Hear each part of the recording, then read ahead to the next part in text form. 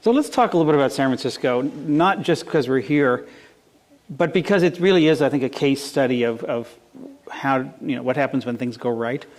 And Jared, you were the head of the Department of the Environment for the City and County of San Francisco before you ascended to the federal government. And so you were really the one on the ground working with the restaurants, in addition, educating. And San Francisco does have this zero waste mandate by 2020, is that right? How hard is it to affect change at the city level? So, really one of the things to think about for every community listening is that most garbage contracts are done at a local level. There aren't state garbage contracts. They're very, very rarely even county garbage contracts. So, or as we now want to think about it, recycling and zero waste contracts. So the ability for communities to shape the future of how their material is collected is in their hands. And the cost differential, when we did the survey, there's really, people in San Francisco are paying about the middle of the range of what they pay to have someone pick it up and put it in a hole in the ground.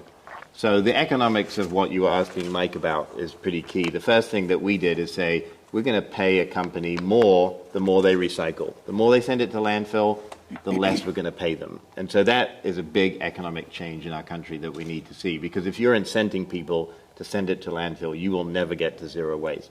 In San Francisco, we had the privilege of having voters that elect people that care about these issues and members of the Board of Supervisors who unanimously vote for these things where they don't agree on much else.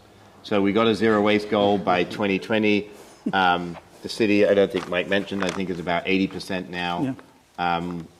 80% is achievable. Really what we did is we very scientifically went and looked at what was still being thrown away.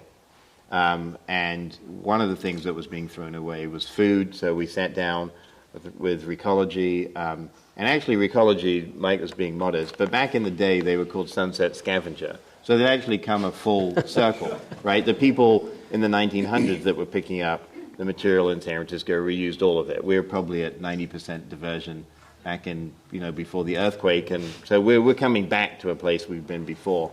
And then we said, worked on this rate structure to say, if you're the Hilton Hotel, if you're ScoMa's, you need to pay less the more you recycle.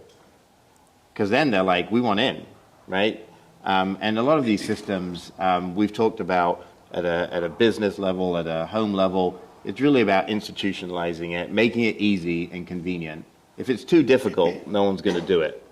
And so as we went around and asked people, why would you help recycle? Was climate change a big issue?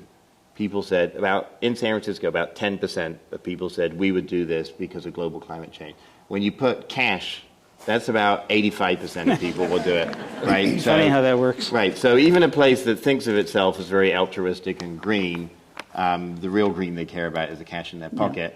Yeah. And zero waste is a way of saving money and resources. So another thing that is a big thing for EPA nationally is jobs.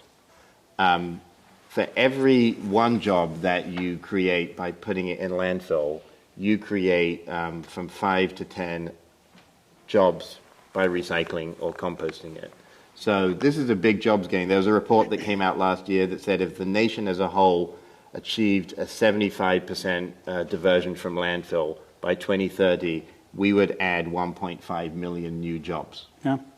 1.5 million new jobs. So people often think there's a lot of sacrifice, this is so difficult. You can save money at the home and business level, and you can create jobs at the same time.